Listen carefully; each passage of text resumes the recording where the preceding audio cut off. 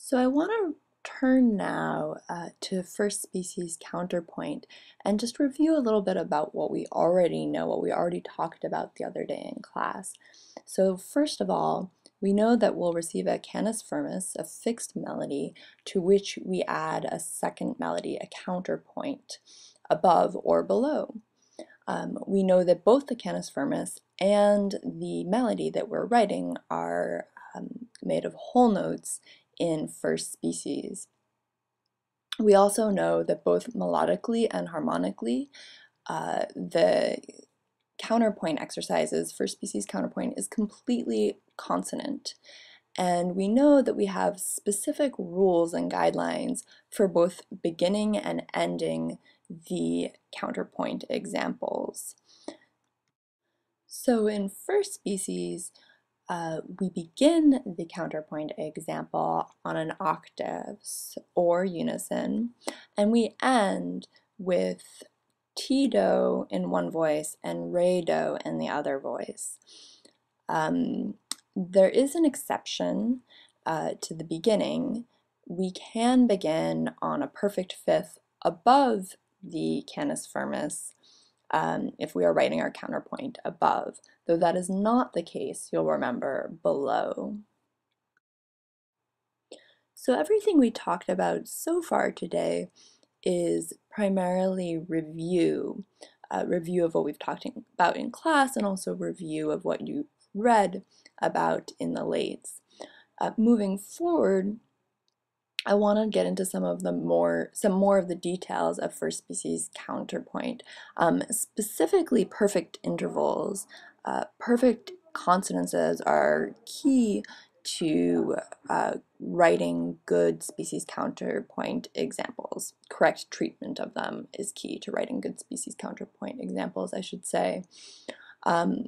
Another important element is really understanding how to create two independent voices. So they have their own line, their own shape, but they come together to create a beautiful contrapuntal example. And there are a few additional points I want to talk about as well, many of which are not included in this chapter of the lates, but which are really important to understand at this point, even still.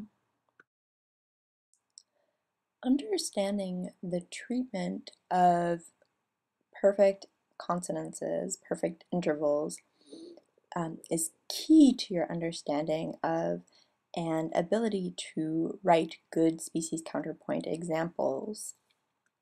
There's a reason why we're required to begin and end our species counterpoint examples with perfect intervals, and that's because they sound so hollow, so open, they give a sense of rest. And so that's great at the beginning and end of your exercise, but in the middle of your exercise, you want to have a sense of motion. And so it's key to use perfect intervals only in certain prescribed ways within the context of your assignments. So now we will discuss the rules that will guide your use of perfect intervals in first species counterpoint, but also in other species and in four-part writing once we get to that. And I can't stress how important this next segment is. This is really the foundation upon which you are going to build all of your knowledge going forward in the theory course. So it's key that you understand this material. So I spoke a little bit today about the importance of the independence of the vocal lines. And so as you look at the following examples, think to yourself, ask yourself, how many voices are there in each of these examples? So in this first example, it's pretty clear that while there may be two voices notated and there may be, in fact, two voices singing, what we hear is essentially one voice. It's a perfect unison throughout, so we really don't hear an independence of voices. In the second example, We do have a little more space in that the voices are an octave apart. However, as we listen to it, again, we hear one voice. We hear essentially one motion doubled. With fifths, it's much the same, though they're not quite as hollow sounding as octaves. Still, you lose the entire sense of independence of the voice, and that's the key point here. In counterpoint, when we're writing with two voices, we want each line to be independent. And so the important thing to remember is that parallel perfect intervals ruin the independence of vocal lines. Parallel perfect intervals are just what they sound like.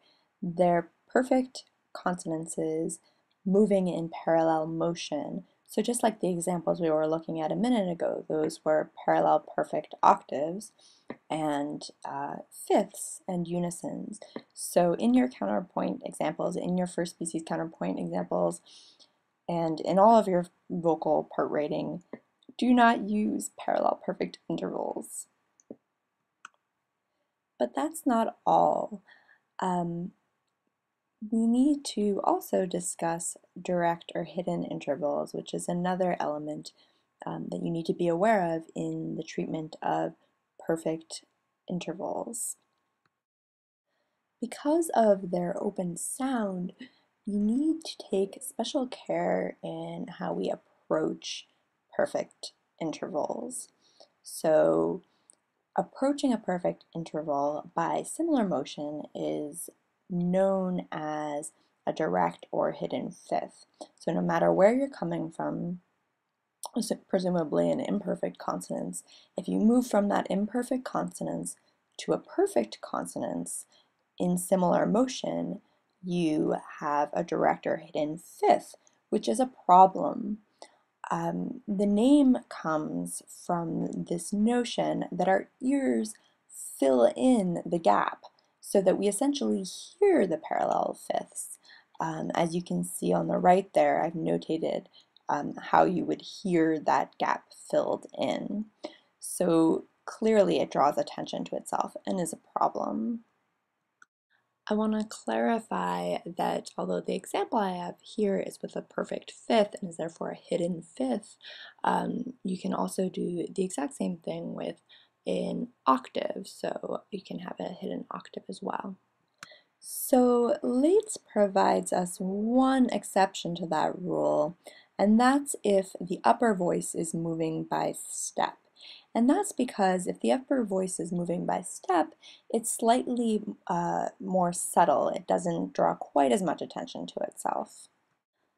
But when it comes to two-part rating in species counterpoint, there's actually two schools of thought about this. And some people suggest that in species counterpoint, the voices are too exposed to really let this exception stand. In order to avoid confusion, we'll follow Lates' guidelines. However, I do want you to label all direct intervals, even if they're permissible, as such, and also use your ear when you're writing your assignments. There are times when a direct interval, even if it's permitted, sounds kind of bad. And finally, a few general guidelines about the use of perfect intervals. Limit the use of perfect intervals in an exercise. Try not to have too many, mostly imperfect consonances. And avoid consecutive perfect intervals. So this is a guideline. You can have an octave followed by a fifth, but try to avoid it if possible. It has a hollow sound. Even though it's not a parallel perfect interval, it's not ideal.